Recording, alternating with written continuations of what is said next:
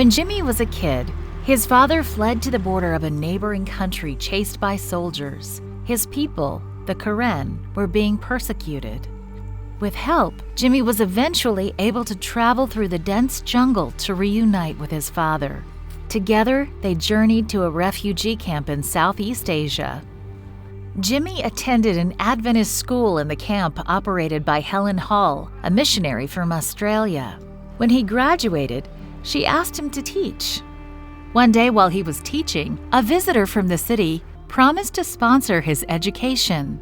He studied theology and later coordinated the work among the Karen, planting churches and setting up feeding centers, orphanages, and schools for Karen refugee and internally displaced children. Later, when his name came up for resettlement in the United States, he was sent to North Carolina. Within 2 years, he already had 3 budding Karen church plants and was finding Adventist Karen refugee families scattered across North America. There are about 80,000 Karen refugees in the United States. Many are just trying to adapt to a new way of living in a foreign land. Some have found refuge and support in the Adventist Church, especially while being able to worship with other Karen refugees. I have more friends in church, in Karen church, so we can speak Karen and we can understand each other. And if we go to American church and we don't know how to speak English, so we don't understand each other. It is very important to worship in my language because we can understand our preaching or sharing gospel if we do it in our own language. It's important because the church member and the pastor, if we can communicate straight to each other, then that would be better. Because if they feel needed help, they don't have to go to the interpreter, and then the interpreter has to translate it to the pastor again, because some of the personal problem we don't want to tell to the other person, so we can just go straight to the pastor. Jimmy Shui pastors several Karen congregations in North Carolina and also serves as the Karen church planting consultant for the North American Division Adventist Refugee and Immigrant Ministries. Pastor Jimmy did many things for the Karen people.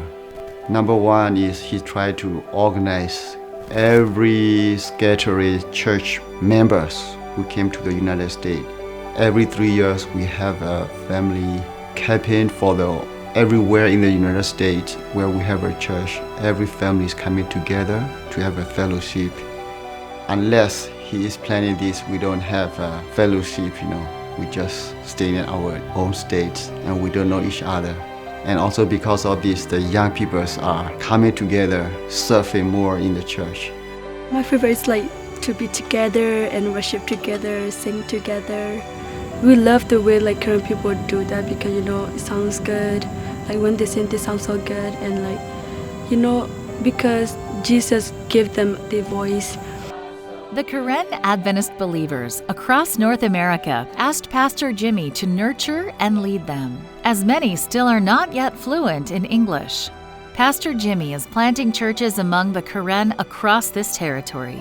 This quarter, a portion of the 13th Sabbath offering will support refugee and immigrant ministry throughout the North American Division. It will give the opportunity for other groups like this to come together. It will also provide scholarships for them to get a valuable Adventist education. Please pray for groups like this.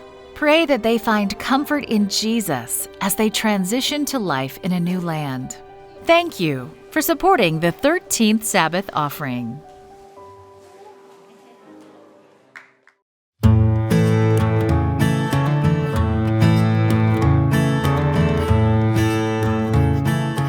My name is Hannah Bungu. I teach world history for sophomores and junior senior English at Palau Mission Academy. It's a really awesome opportunity. Every single day I get to come into school and be with these kids where I get to interact with them and show them more about God.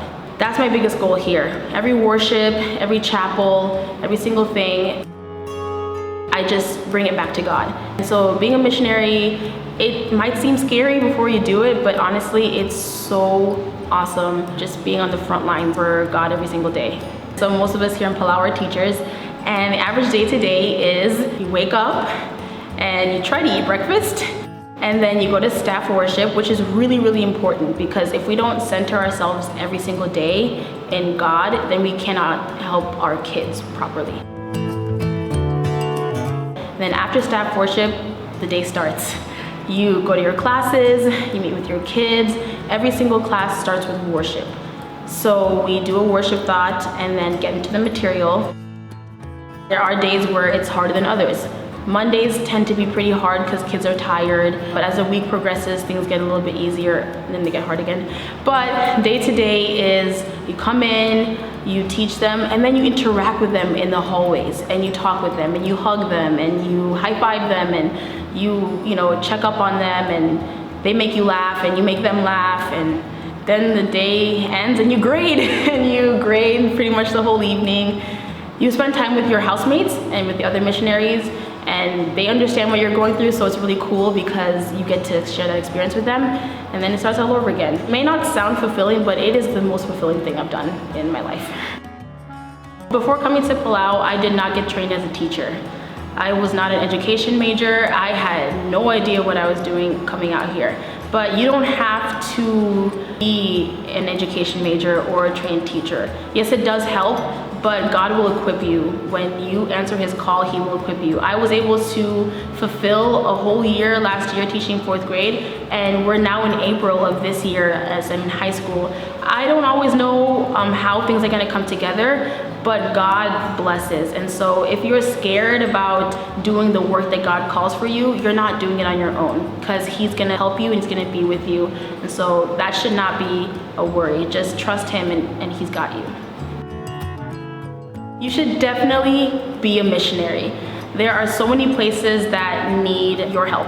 Guam Micronesia Mission is one of those places. I'm here in Palau, my favorite island with my favorite people. But wherever it is that God sends you, be a missionary.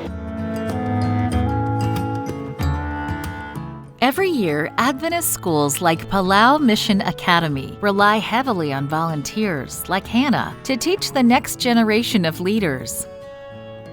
Many of the volunteers come from far away, and having a comfortable living space makes a big difference. Currently, volunteers live 20 minutes away. They travel by bus each morning to school.